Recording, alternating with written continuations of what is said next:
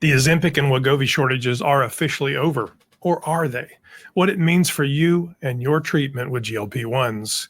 Hello, I'm Christopher Durham, and welcome to the Downsized. My wife, Lorraine, and I have been on the GLP-1 adventure since September 23rd, 2023, and together we've lost over 130 pounds using medications, including compounded tirzepatide, Mounjaro, and Zepbound. In fact, I've lost 81 pounds as of today. I've switched between these treatments, seeing identical results with all three.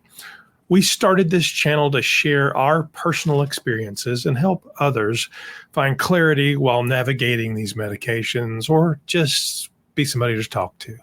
Just a reminder, however, we're not doctors. I'm not a doctor. Lorraine's not a doctor. We're not lawyers.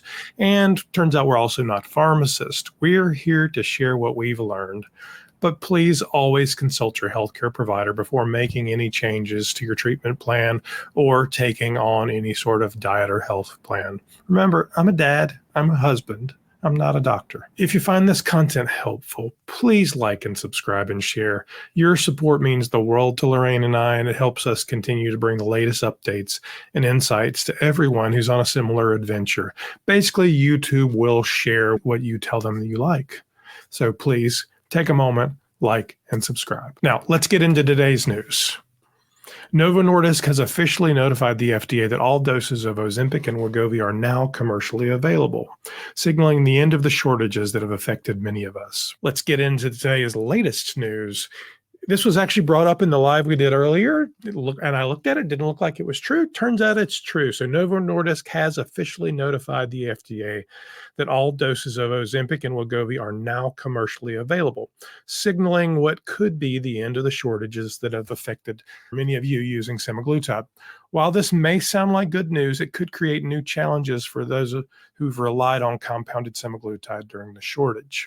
Let's take a look at the website. So I actually have the FDA site pulled up here, and you can see it's on the drug shortage page. Today is Wednesday, October 30th, and I'm recording at 1:50 p.m. So this is as current as it gets. The current resolved drug shortage and discontinuation report. Importantly, at the very top, it says what the drug is, semaglutide injection. That, of course, includes all three of those medications.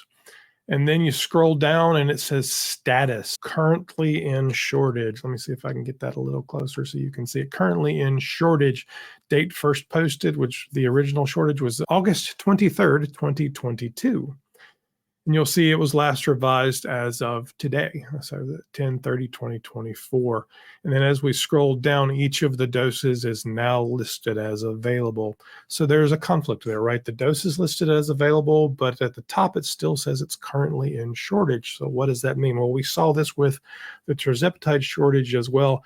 The availability listing means that Novo Nordisk has reported to the FDA that they're available. The fact that it's currently in shortage means that the FDA is continuing to investigate. So no, the shortage hasn't technically ended, but Novo Nordisk really wants it to. So let's talk a little bit about what's going to happen. To understand what this means for GLP-1 users, it's important to know how compounded medications work and where they come from. So 503A pharmacies, there's two kinds, 503A and 503B, both defined by the FDA regulations. 503A pharmacies are pharmacies that prepare compounded medications for individual patients with customized prescriptions. They may adjust the dose or add ingredients like vitamins to meet a patient's specific needs, or they may change the ingredients if you're allergic to something, if you need it to have a different flavor, what have you, but they've been around for hundreds of years. There's probably one in your local town. Your doctor may call it in. Many people use them for pet medications as well. So they're out there and they do great work, and they're state regulated, so they're safe. 503B compounding pharmacies are facilities designed to mass produce medications. So they have assembly lines of sort, and it's all very sterile and it all works very well. They're all state regulated as well. This is the bulk processor. This is a manufacturing facility. And they're only allowed to do this while the drug is listed as being on the FDA shortage list. During the shortage of Ozempic and Wegovy, many users turned to 503 pharmacies for compounded semaglutide as a more accessible, affordable alternative. If the FDA removes these medications from the shortage list, 503B pharmacies will no longer be able to produce semaglutide at scale, and they'll have some period, 60, 90 days to ramp down. Beyond that, there will certainly be a rolling impact, and I could go look at the stock market, and there probably already is, because Weight Watchers recently announced they were going to do semaglutide. Hims and Hers is all in, and that's got to be bad for those publicly traded companies and for those of us that are actually using those companies.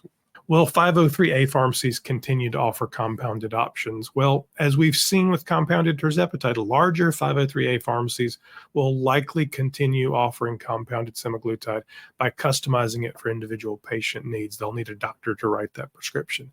They might adjust doses, add vitamins or supplements to justify the customization.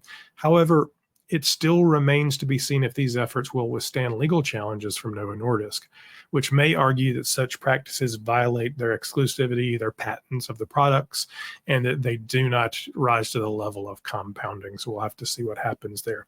The legal battle over compounded semaglutide will in all likelihood mirror what happened with tirzepatide earlier this year when the FDA removed tirzepatide from the shortage list. The Outsourcing Facilities Association, the OFA, which represents 503B pharmacies, sued to keep production going. The FDA paused enforcement, allowing tirzepatide to remain available for a limited time while the legal dispute played out. So we're all still kind of in limbo waiting to see what happens with tirzepatide while the FDA goes back and says, well, is it in shortage? Is it not in shortage? We're not sure. Supposed to know sometime next month what the FDA decides. If you watched the Lilly call this morning, Lilly firmly believes the FDA is going to figure it out and they're on their side. So, of course, they do. It's their business. That's the way they would slant it. We may see similar lawsuits and delays with semaglutide.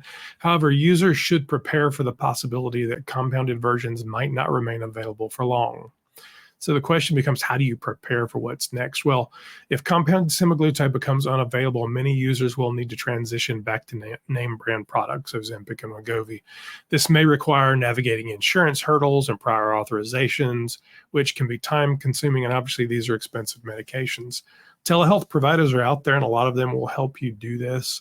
We use Mochi. They do authorizations as well. So you may be able to get them to help you with it. And there's other medications out there, the liraglutides, the Rybelsuses, and things that you could test out and see how that works for you. Now is the time to speak with your healthcare provider or your telehealth service to ensure you have a plan in place for uninterrupted access to your treatments.